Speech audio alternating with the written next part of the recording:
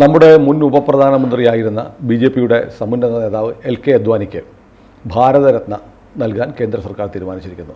നരേന്ദ്രമോദിയുടെ ഒരു thanks giving കാർഡാണോ ഇത്? അങ്ങനെയല്ല, ഒരു സെക്കൻഡ് തോട്ട് എന്ന് വേണം പറയാൻ. അതിന് വേണമെങ്കിൽ കർപ്പൂരി താക്കൂറിൻ്റെ കൂടെ തന്നെ അത് പ്രഖ്യാപിക്കാം. അതുകൊണ്ടാണ് ഞാൻ ടിയോട് ചോദിച്ചത് അങ്ങനെ. അപ്പോൾ അത് ചെയ്തില്ല, ചെയ്യാതിരുന്നതിനും ഇപ്പം ചെയ്തതിനുമൊക്കെ കാരണങ്ങളുണ്ടാവും. പക്ഷെ അത് മാറ്റി വെച്ച് കഴിഞ്ഞാൽ അദ്ദേഹം ഇത് അർഹിക്കുന്നു എന്നെനിക്ക് ഉറപ്പുണ്ട്. കാരണം എം.ജി.ആറിന് വരെ കിട്ടിയ അന്ന് ഭരത് അവാർഡ് സിനിമയിലെ അതിനന്ന് എന്താ പറഞ്ഞുകൊണ്ടിരുന്നത്, വേറെ എന്തോ പേരായിരുന്നു. എം.ജി.ആറിന് കിട്ടി. എം.ജി.ആർ ഈ പറയുന്നു അതിൽ പോപ്പുലറായിരുന്നെങ്കിലും വലിയൊരു നടന വൈഭവം ഉള്ള ആളൊന്നും ആയിരുന്നില്ല. അതെ അതെ. പക്ഷെ അന്ന് ഫോർ പൊളിറ്റിക്കൽ റീസൺസ് കൊടുത്തതാണ്. അപ്പോൾ ഇതിപ്പോൾ ശരിക്കും പറഞ്ഞാൽ മോദിയേക്കാൾ കൂടുതൽ ഇന്ത്യൻ രാഷ്ട്രീയത്തിനും ഹിന്ദുത്വ രാഷ്ട്രീയത്തിനും സംഭാവന ചെയ്ത ഒരു മനുഷ്യനാണ് എൽ.കെ. അദ്വാനി. ഇപ്പോൾ നമ്മുടെ ആൾക്കാരുടെ ഇടയ്ക്ക് പോപ്പുലറായിട്ട് നിൽക്കുന്നത് മോദിയാണ്. പക്ഷേ അന്നത്തെ 90കളിലെ അദ്വാനിയുടെ പോപ്പുലാരിറ്റിയുമായിട്ട് നോക്കിക്കഴിഞ്ഞാൽ ഇത് അല്പം കുറവാണെന്ന് പറയണം. പൊതുവെ ബി.ജെ.പി അനുകൂല അന്തരീക്ഷമുണ്ടായി. പക്ഷേ ഈ അന്തരീക്ഷ നിർമ്മിതിയിൽ അടിസ്ഥാന പില്ലേഴ്സായിട്ട് നിന്ന 3 പേരാണ് എൽ.കെ. അദ്വാനി, വാജ്പേയി, മുരളി മനോഹർ ജോഷി. അന്ന് ഈ പറഞ്ഞ ഹിന്ദുത്വ രാഷ്ട്രീയത്തിന് വലിയ അക്സെപ്റ്റൻസ് ഒന്നുമില്ല. അതെ അതെ. എല്ലാവരും ശത്രുക്കളെ പോലെ കണ്ടിരുന്നു. അപ്പോഴും ഇദ്ദേഹം തലയെടുപ്പോടെ നിന്നത് കുറവൊന്നുമല്ല. ഈ 1950 മുതൽ അദ്വാനി ഈ ഹിന്ദുത്വ രാഷ്ട്രീയത്തിനൊപ്പം ജനസംഘത്തിൻ്റെ സ്ഥാപക നേതാക്കന്മാരിൽ ഒരാളാണ് എൽ.കെ. അദ്വാനി. ജനസംഘം ഉണ്ടാക്കുന്നത് ശ്യാമപ്രസാദ് മുഖർജി ഗോൾവൽക്കറെ വന്ന് കാണുന്നു. ഒരു നാഷണലിസ്റ്റ് പാർട്ടി ഉണ്ടാക്കണം. ശ്യാമപ്രസാദ് മുഖർജി ഇതിൽ നിന്ന് മന്ത്രിസഭയിൽ നിന്ന് രാജിവെച്ചു. ഇങ്ങനെയൊക്കെ. അപ്പോൾ ആ സമയത്ത് Golwalkar was not interested. RSS ഒരു രാഷ്ട്രീയ പാർട്ടിയായിട്ട് മാറാൻ തയ്യാറല്ല. അത് പട്ടേൽ ആവശ്യപ്പെട്ടിട്ട് പോലും ഗോൾവൽക്കർ സമ്മതിച്ചില്ല. പട്ടേൽ പറഞ്ഞു, നിങ്ങൾ കോൺഗ്രസ്സിൽ ചേർന്നിട്ട് അതിൻ്റെ ഒരു സാംസ്കാരിക വിഭാഗമായിട്ട് പ്രവർത്തിക്കുക. ഗോൾവൽക്കർ പറഞ്ഞു, വേണ്ട, ഞങ്ങൾ രാഷ്ട്രീയത്തിൽ ഇടപെടുന്നില്ല. RSS ഒരു രാഷ്ട്രീയ സംഘടനയല്ല, ഇടപെടാനും ഉദ്ദേശിക്കുന്നില്ല. പക്ഷേ ഈ ഗാന്ധി വധത്തിന് ശേഷം നടന്ന വലിയ പ്രചരണ കോലാഹലം അത് RSSനും പൊതുവേ ഹിന്ദുത്വ ശക്തികൾക്കൊരു സെറ്റ് ബാക്ക് ഉണ്ടാക്കി. എന്തൊക്കെ പറഞ്ഞാലും ഗോഡ്സെ ഹിന്ദു ആയിരുന്നല്ലോ. അതുകൊണ്ട് ഗോഡ്സെ RSS ആണ്, ഹിന്ദു മഹാസഭക്കാരനാണ്, അതാണ് ഇതാണെന്നൊക്കെയുള്ള ഇതെല്ലാം ഉണ്ടായി. ഒരു സെറ്റ് ബാക്ക് ആയിരുന്നു അത്. ആ സമയത്താണ് ഈ ചിന്തയുണ്ടാവുന്നത്, എന്തുകൊണ്ട് നമുക്കൊരു രാഷ്ട്രീയ ശക്തി ആയിക്കൂടാ, നമ്മളെ ഡിഫെൻഡ് ചെയ്യാൻ വേറെ ഒരു രാഷ്ട്രീയ പാർട്ടിയും ഇല്ല, ഇങ്ങനെയൊക്കെയുള്ള ചിന്ത. ഗോൾവൽക്കർ അത് റെസിസ്റ്റ് ചെയ്തു. അദ്ദേഹത്തിന് അത് സമ്മതമായിരുന്നില്ല. പിന്നെ ശ്യാമപ്രസാദ് മുഖർജി അപ്രോച്ച് ചെയ്ത് RSSലെ തന്നെ സീനിയറായ ആൾക്കാരൊക്കെ അതിനനുകൂലമായിട്ട് സംസാരിച്ചപ്പോൾ ഗുരുജി പറഞ്ഞു, ഞാനൊരു കാര്യം ചെയ്യാം, കുറച്ച് ആൾക്കാരെ നിങ്ങൾക്ക് തരാം. അപ്പോൾ ശ്യാമപ്രസാദ് മുഖർജി പറഞ്ഞു, വെറുതെ ആൾക്കാരെ കിട്ടിയിട്ട് കാര്യമില്ല, നല്ല സംഘാടകരെ എനിക്ക് കിട്ടണം. അതൊരു 6-7 പേര് വേണം, അവർ പിന്നെ ഇത് വളർത്തിക്കോട്ടെ. അങ്ങനെ കൊടുത്ത പ്രചാരകന്മാരിൽ ഒരാളാണ് എൽ.കെ. അദ്വാനി. എൽ.കെ. അദ്വാനി, അടൽ ബിഹാരി വാജ്പേയി, ദീനദയാൽ ഉപാധ്യായ, ഇതുപോലെ 7 പേരെ മറ്റോ കൊടുത്തു. എന്നിട്ട് ഗോൾവൽക്കർ പറഞ്ഞു, ഇനി എൻ്റെ അടുത്ത് ഈ രാഷ്ട്രീയ പാർട്ടിയുടെ കാര്യം സംസാരിക്കരുത്, നിങ്ങളായി നിങ്ങളുടെ പാടായി. അതിനുശേഷം ഗോൾവൽക്കർ ഒരക്ഷരം മിണ്ടിയിട്ടില്ല.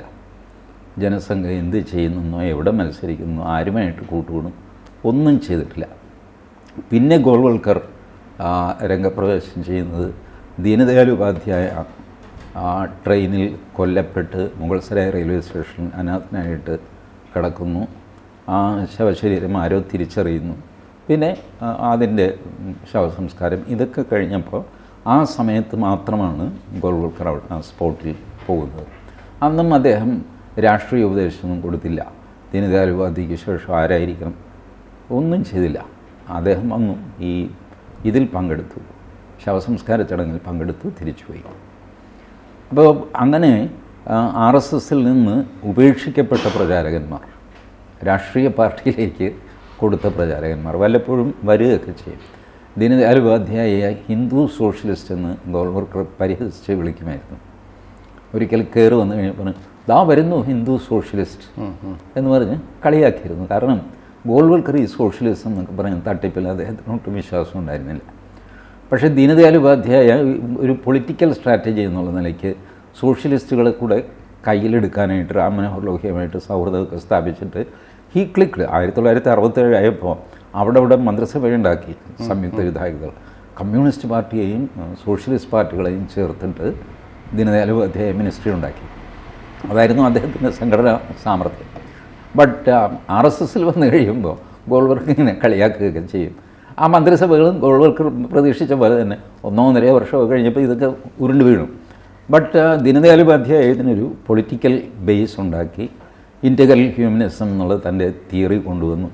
അങ്ങനെയൊക്കെ വളർത്തി. അപ്പോൾ അന്നെല്ലാം അദ്വാനി ദീനദയാൽ ഉപാധ്യായയുടെ കൂടെയുണ്ട്. അദ്വാനിയുണ്ട്, വാജ്പേയിയുണ്ട്. സൈക്കിളിൽ 1955 മറ്റോ ഓർഗനൈസർ വാരിക തുടങ്ങിയിട്ട് അതിൽ എഴുതുന്നത് അദ്വാനി, അത് അച്ചടിപ്പിക്കുന്നത് അദ്വാനി, അത് വിതരണം ചെയ്യുന്നത് അദ്വാനി. സൈക്കിളിൻ്റെ കാരിയറിൽ വെച്ചിട്ട് ഓർഗനൈസർ കൊണ്ടുപോയിട്ട് വീടാന്തരം കൊടുക്കും ഡൽഹി. പിന്നെ ഇടയ്ക്കിടയ്ക്ക് ഈ വാജ്പേയിയും സൈക്കിളിൻ്റെ പുറത്തിരിക്കും. വാജ്പേയി സൈക്കിളിൽ എവിടെ നിൽക്കില്ല. ആശാൻ അല്പം ഉഴപ്പന, എന്നെ ഒന്ന് കൊണ്ടുപോയി ആക്കണമെന്ന് കയറ് പറഞ്ഞിട്ട്. അദ്വാനി വളരെ സ്റ്റൗട്ടാണ്, ഹെൽത്തിയാണ്. എപ്പോഴും ഹെൽത്ത് ഇതുപോലെ സംരക്ഷിക്കുന്ന ഒരാൾ. ഇപ്പോഴും അദ്ദേഹത്തിന് അസുഖമൊന്നുമില്ല, പ്രായാധിക്യം കൊണ്ടുള്ള പ്രശ്നങ്ങളേ ഉള്ളൂ. അല്ലാതെ അസുഖമായിട്ട് അദ്വാനി ആശുപത്രിയിൽ അഡ്മിറ്റ് ചെയ്തു എന്ന് പറഞ്ഞാൽ വാർത്താ സുനിലും കാണാൻ സാധിക്കില്ല. മോദിയുടെ കാര്യം പറഞ്ഞ പോലെ മോദി അതുപോലെ ഇതുണ്ടെങ്കിൽ ശരീരമാദ്യം ഖലുധർമ്മ സാധനം എന്ന് കാളിദാസൻ പറഞ്ഞിട്ടുണ്ട്. ഈ പ്രിൻസിപ്പിൾ ഇവരൊക്കെ എല്ലാം വിശ്വാസമുണ്ട്. അതുകൊണ്ട് അവർ ശരീരം സൂക്ഷിക്കും, കൃത്യസമയത്ത് ഭക്ഷണം കഴിക്കും, ഇതെല്ലാം ചെയ്തുകൊണ്ടിരുന്നു. അങ്ങനെ ത്യാഗസമ്പന്നമായ ഒരുപാട് സംഭവങ്ങളിലൂടെയാണ് അദ്വാനി കടന്നു വന്നത്.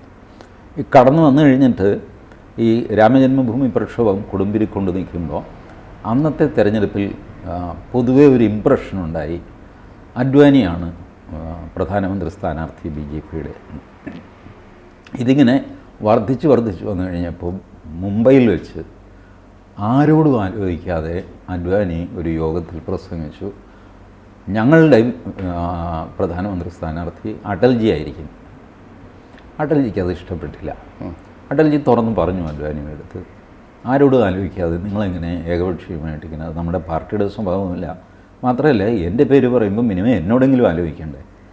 അപ്പോൾ അദ്വാനി പറഞ്ഞു, കഴിഞ്ഞ കുറേ ദിവസങ്ങളായിട്ട് നടക്കുന്ന സംഭവം നോക്കും നമ്മുടെ ചുറ്റും, ഞാനാണ് പ്രധാനമന്ത്രി എന്ന് പറഞ്ഞിട്ട് ഒരു തരം വർത്തമാനം പല പത്രങ്ങൾ എഴുതുന്നതൊക്കെ. അത് സ്റ്റോപ്പ് ചെയ്യണമെങ്കിൽ ഞാൻ ഏകപക്ഷീയമായിട്ട് ഈ പ്രഖ്യാപനം നടത്തണം. ഇത് അങ്ങയോട് ചോദിച്ചാൽ അങ്ങ് സമ്മതിക്കാൻ പോകുന്നില്ല, വേണ്ടാന്ന് പറയും. പാർട്ടിയോട് ചോദിച്ചു കഴിഞ്ഞാൽ പാർട്ടി പറയും തെരഞ്ഞെടുപ്പ് കഴിഞ്ഞ് പാർലമെൻ്ററി കൂടി. പക്ഷേ അപ്പോഴത്തേക്ക് ഈ സംഗതിയും വഷളാവും, അതിലെ വില്ലൻ ഞാനാവും. അത് ഞാൻ ആഗ്രഹിക്കാൻ തയ്യാറില്ല. അതുകൊണ്ട് ഞാൻ ഏകപക്ഷീയമായിട്ട് ചെയ്തതാണ്. ഞാൻ ചെയ്തത് തെറ്റാണെന്ന് അടൽജി ഒഴിച്ച് പാർട്ടിയിൽ വേറെ ആരെങ്കിലും പറയട്ടെ. പാർട്ടിയിൽ വേറെ ആരും പറഞ്ഞില്ല. കാരണം അടൽജിയാണ് എല്ലാവരും ആഗ്രഹിക്കുന്നത്. അങ്ങനെ ഇത് ഈ കരിയറിൻ്റെ പീക്കിൽ നിൽക്കുമ്പോൾ എനിക്ക് വേണ്ട എന്ന് പറയാനൊരു തൻ്റെ ഇടം വേണ്ടേ. ഒരു സാധനം വേണമെന്ന് വിചാരിക്കാൻ എളുപ്പമാണ്. അതെ അതെ. പ്രധാനമന്ത്രി ആകണമെന്ന് ആഗ്രഹിക്കാൻ വളരെ എളുപ്പമാണ്. പ്രധാനമന്ത്രി പദം തൊട്ടടുത്തെത്തുമ്പോൾ എനിക്കല്ല ഇദ്ദേഹത്തിനാണത് കൊടുക്കേണ്ടത് എന്ന് പറഞ്ഞ് കൈമാറാൻ അസാമാന്യമായ തൻ്റെ ഇടമാണ്. ഇപ്പോഴത്തെ രാഷ്ട്രീയക്കാരും അത് ചെയ്യില്ല. അതാണ് അദ്വാനിയുടെ ആ ത്യാഗബുദ്ധി. അതേസമയം രാഷ്ട്രീയത്തിൽ അദ്ദേഹത്തിൻ്റെ കാൽക്കുലേഷൻ, അദ്ദേഹത്തിൻ്റെ നിലപാട്, ഇതെല്ലാം വളരെ വ്യക്തമായിരുന്നു. ഈ നരേന്ദ്രമോദി പ്രധാനമന്ത്രി സ്ഥാനാർത്ഥി ആ ഒരു സ്റ്റേജിൽ 2013 ഇവരുടെ ഗോവ നാഷണൽ എക്സിക്യൂട്ടീവ്, അന്ന് അദ്വാനി സമ്മതിച്ചില്ല മോദിയുടെ പേര്. അതേസമയം 2001 ഗുജറാത്തിൽ പ്രശ്നം കഴിഞ്ഞപ്പോൾ മോദിയെ സപ്പോർട്ട് ചെയ്തത് ഇതേ അദ്വാനിയാണ്. അന്ന് അടൽജി ഒരല്പം കൈയൊഴിഞ്ഞു, രാജധർമ്മം പാലിച്ചില്ല, ഞാൻ എങ്ങനെ നാട്ടുകാരുടെ മുഖത്ത് നോക്കും എന്നൊക്കെ പറഞ്ഞ് കലാപത്തിൻ്റെ പേരിൽ, ഇതിൻ്റെ പേരിൽ. ഇപ്പോൾ ഉള്ള സ്മൃതി ഇറാനി സത്യാഗ്രഹമായിരുന്നു മോദി രാജിവെക്കണമെന്ന് പറഞ്ഞിട്ട്. ഇപ്പോൾ അവർ മോദി മന്ത്രിസഭയിലുണ്ട്. അന്നവർ രാജിവെക്കണം എന്ന് പറഞ്ഞിട്ട് സത്യാഗ്രഹമായിരുന്നു സ്മൃതി ഇറാനി. ഈ സമയത്തെല്ലാം മോദിയെ ഫുൾ സപ്പോർട്ട് കൊടുത്ത് നിർത്തിയത് അദ്വാനിയായിരുന്നു ആ പൊളിറ്റിക്സിന് മുഴുവൻ. മോദി ചോദിച്ച പാടെ പട്ടാളത്തെ ഒഫീഷ്യലി ഒരു റിക്വസ്റ്റ് കിട്ടണമല്ല, ആ റിക്വസ്റ്റ് കിട്ടിയതും ഇദ്ദേഹം പട്ടാളത്തെ ഗുജറാത്തിൽ അയച്ചു, എല്ലാ രീതിയിലും സഹായിച്ചു. പഞ്ചാബിൽ നിന്ന് KPS ഗില്ലിനെയാണ് കൊണ്ടുവന്നത് ആ കലാപം അമർച്ച ചെയ്യാനായിട്ട്. അപ്പോൾ KPS ഗില്ലിനെ മുഖ്യമന്ത്രി ഇൻവൈറ്റ് ചെയ്യുന്നു. LK അദ്വാനി KPS ഗില്ലിനോട് അൺഒഫീഷ്യലി സംസാരിക്കുന്നു, ഒന്ന് പോകണം, അത് നിയന്ത്രണം വിട്ടു പോയിരിക്കുകയാണ്, ഞാൻ പോകാമെന്ന് പറഞ്ഞു. അങ്ങനെ KPS ഗില്ലാണ് വന്ന് ഇത് അമർച്ച ചെയ്യുന്നു. KPS ഗില്ലെന്ന് പറഞ്ഞാൽ പഞ്ചാബ് കലാപം അമർച്ച ചെയ്ത ആളാണ്. ഈ നമ്മുടെ ഖാലിസ്ഥാൻവാദികളെ കാട്ടിച്ചൊതുക്കി റെഡിയാക്കിയ ടോപ്പ് കോപ്പാണ് ഇന്ത്യയിലെ KPS ഗിൽ. ആ KPS ഗിൽ അനൗദ്യോഗികമായി വന്നിട്ട് ഇത് നിയന്ത്രിക്കുകയായിരുന്നു ഗുജറാത്തിൽ. ഇതിനെല്ലാം ഈ അറേഞ്ച്മെൻറ്റ്സ് മുഴുവൻ ചെയ്തത് അന്ന് ആഭ്യന്തരമന്ത്രിയും ഉപപ്രധാനമന്ത്രിയൊക്കെ ആയിരുന്ന അദ്വാനിയാണ്.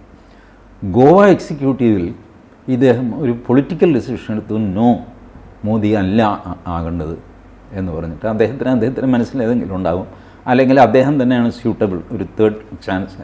കാരണം 2004 അടൽജി ഒഴിഞ്ഞു. അടൽജി പറഞ്ഞു, അദ്വാനിക്ക് നേതൃത്വമേ ചുനാവ് കെ ഓർ പ്രസ്ഥാൻ എന്ന് പറഞ്ഞു. അദ്വാനിയുടെ നേതൃത്വത്തിലാണ് ഇത്തവണ. നിർഭാഗ്യവശാൽ അത്തവണ പാർട്ടി തോറ്റു. 2009 തോറ്റു. അപ്പോൾ വീണ്ടും 2014 സ്വാഭാവികമായിട്ട് ആരോഗ്യ പ്രശ്നങ്ങളൊന്നുമില്ലാതെ നല്ല ഹെൽത്തി ആയിരിക്കുന്ന അദ്വാനിയെ എന്തിന് പിന്തള്ളണം എന്ന് അദ്ദേഹത്തിന് തന്നെ തോന്നിക്കാണും. അദ്ദേഹത്തിൻ്റെ പ്രത്യേകത അതാണ്, സുനിലിന് അവകാശപ്പെട്ടത് സുനിലിന് കൊടുക്കണം, എനിക്ക് അവകാശപ്പെടുത്തത് എനിക്ക് തന്നെ കിട്ടുകയും വേണം. I am eligible, what is wrong in that? ഈ രീതിയിൽ പ്രവർത്തിക്കുന്ന ഒരു മനുഷ്യൻ. എന്നിട്ട് കിട്ടിയില്ല, ഫൈൻ, പുള്ളി അതിൽ കലാപം വഴക്കൊന്നും ഉണ്ടാക്കാൻ പോയില്ല. പാർട്ടിയുടെ പ്രാഥമിക അംഗത്വം രാജിവെച്ചു. അതപ്പം തന്നെ ആൾക്കാരെ കൂടിയിട്ട് അയ്യോ അങ്ങനെയൊന്നും ചെയ്യരുതെന്നൊക്കെ പറഞ്ഞു. പുള്ളി പറഞ്ഞു, ഈ ഒരു പ്രിൻസിപ്പിളില്ലാതെ എനിക്ക് ഇതിനകത്ത് നിൽക്കാൻ പറ്റില്ല, അങ്ങനെയല്ല നിൽക്കണം എന്നൊക്കെ പറഞ്ഞ് ആവശ്യപ്പെട്ടു. ഒരു എല്ലാവരുടെയും ആവശ്യത്തിന് കീഴടങ്ങി അദ്ദേഹം തുടർന്നു. വീണ്ടും ഗാന്ധിനഗറിൽ മത്സരിച്ചു, വീണ്ടും ജയിച്ചു, ഇതൊക്കെ ചെയ്തു. അപ്പോൾ ഇത്രയധികം കോലാഹലം നിറഞ്ഞ വഴികളിലൂടെ ഈ ഹിന്ദുത്വ രാഷ്ട്രീയത്തെ 2014 മോദിക്ക് ലോഞ്ച് ചെയ്യാൻ പാകത്തിന് എത്തിച്ചു കൊടുത്ത ഒരു മനുഷ്യൻ തീർച്ചയായും ഭാരതരത്ന അർഹിക്കുന്നു. അല്ല, അത് താമസിച്ചു പോയി എന്നുള്ളത് തന്നെയാണ്. അല്ല, വൈകിയാണെങ്കിലും കൊടുത്തല്ലോ. ഇതിലൂടെ നരേന്ദ്രമോദിയും കേന്ദ്ര സർക്കാരും ഇന്ത്യയിലെ ജനങ്ങളോട് എന്താണ് പറയുന്നത്? എന്ന് വെച്ചാൽ വന്ന വഴി മറക്കുന്നവരല്ല ഞങ്ങൾ, ഇതാണ് അതിൻ്റെ മെസ്സേജ്. ഏതായാലും അദ്വാനിക്ക് അത് കൊടുത്തില്ലായിരുന്നെങ്കിൽ അനാവശ്യമായ ഇപ്പോഴും നിലനിൽക്കുന്ന ഒരു വിവാദമുണ്ടല്ലോ. അതെ, അദ്വാനി രാഷ്ട്രപതി സ്ഥാനത്തേക്ക് വരും എന്ന് കണ്ടപ്പോൾ മോദി ആ അയോധ്യയിലെ ബാബറി മസ്ജിദ് പൊളിച്ച ഗൂഢാലോചന കേസ് CBI കൊണ്ട് സുപ്രീം കോടതി അങ്ങനെയൊന്നും ചെയ്തിട്ടൊന്നുമില്ല, അതങ്ങനെ യാദർച്ഛ്യമായിട്ട് സംഭവിച്ചതാണ്. പക്ഷേ ആ ഒരു പ്രശ്നം കിടക്കുന്നു അവിടെ. എപ്പോൾ വേണമെങ്കിലും മോദിക്കെതിരെ ചേട്ടൻ കൂടുതൽ വർത്താനൊന്നും പറയണ്ട, ചേട്ടൻ ചെയ്തതെന്താണെന്ന് ഞങ്ങൾക്കറിയാം, ഇങ്ങനെ പറയാനുള്ള. അങ്ങനെയൊക്കെ ചെയ്യുമോ മോദി? ചെയ്യുമോ എന്ന് ചോദിച്ചു കഴിഞ്ഞാലേ, ഈ സാഹചര്യം നോക്കിക്കഴിഞ്ഞാൽ അങ്ങനെ ചെയ്തു എന്ന് ആരോപിച്ചാൽ ആരോപിക്കുന്നവർക്കൊരു പോയിൻ്റ് ഉണ്ട് അവിടെ. രാഷ്ട്രീയത്തിൽ അതാണില്ല, ടു ക്രിയേറ്റ് ആൻ ഇംപ്രഷൻ, ഒരു ധാരണയുണ്ടാക്കുക. ചെയ്യണമെന്നില്ല, ധാരണയുണ്ടാക്കാനായിട്ട് ഫാക്റ്റ് കൃത്യമായിരിക്കണമെന്നില്ല. അപ്പോൾ പിണറായി വിജയൻ അഴിമതിക്കാരനാണെന്ന് ഒരു പൊതുധാരണ കേരളത്തിൽ വന്നു. ഫാക്റ്റ് ചോദിക്കുമ്പോഴാണ് പലപ്പോഴും അവിടെ ഒക്കുന്നില്ല, ഇവിടെ ഒക്കുന്നില്ല. ഇതുകൊണ്ടാണ് ഈ ഏജൻസികൾ പിണറായി വിജയനെ ചോദ്യം ചെയ്യാൻ പിടിക്കുകയോ ചെയ്യാത്ത. അവർക്ക് ലീഗലി എല്ലാ കണക്ഷൻസും വേണമല്ല, സർക്കംസ്റ്റാൻഷ്യൽ എവിഡൻസസ് വേണം. ബട്ട് ഈ എവിഡൻസസ് ഒന്നും രാഷ്ട്രീയത്തിൽ ആവശ്യമില്ല. You can just campaign. ഇപ്പോൾ മോദി ഫാസിസ്റ്റാണെന്ന് പറയുന്നത്. 2 സംഭവങ്ങളിൽ സുനിൽ നോക്കുക. മോദിയെ ഒരു ഫ്ലൈ ഓവറിൽ തടയുന്നു, പ്രധാനമന്ത്രിയാണ്. 20 മിനിറ്റ് അവിടെ വെയിറ്റ് ചെയ്യുന്നു പ്രധാനമന്ത്രി. കാർ റിവേഴ്സ് ചെയ്തിട്ട് തിരിച്ചു പോകുന്നു, മുന്നോട്ട് പോകുന്നില്ല. അദ്ദേഹം ഫാസിസ്റ്റ്. ഒരു മുഖ്യമന്ത്രി കയറിയ ബസ് പോകുന്നു, ആ ബസ്സിന് നേരെ 2 പേര് കരിങ്കൊടി കാണിക്കുന്നു, അവരെ തല്ലി പണ്ടാറടക്കുന്നു. അതിനെ രക്ഷാപ്രവർത്തനം എന്ന് മുഖ്യമന്ത്രി വിളിക്കുന്നു. ആ മുഖ്യമന്ത്രി മിനിറ്റിന് 3 തവണയെങ്കിലും ജനാധിപത്യവാദിയാണ്. ഫാസിസത്തിനെതിരെ സംസാരിക്കുകയും ചെയ്യുന്നു. ഇതാണ് ഈ നിർമ്മിത ബുദ്ധി. ഒരുതരം ആർട്ടിഫിഷ്യൽ ഇൻ്റലിജൻസ് സാമാന്യ ബുദ്ധി മാറ്റി വെച്ചിട്ട് പരസ്യത്തിലൂടെ പ്രചരണത്തിലൂടെ കൊടുക്കുന്ന ഒരു സന്ദേശം. പിണറായി വിജയൻ ജനാധിപത്യവാദിയും മറ്റേ അങ്ങനെ അത്തരമൊരു സാധ്യത കൂടി നരേന്ദ്രമോദി അടച്ചു. അതും കൂടെ അദ്ദേഹം അടച്ചു. അത് ചെയ്തത് വളരെ ഭംഗിയായി, അല്പം താമസിച്ചെങ്കിലും ചെയ്തല്ലോ.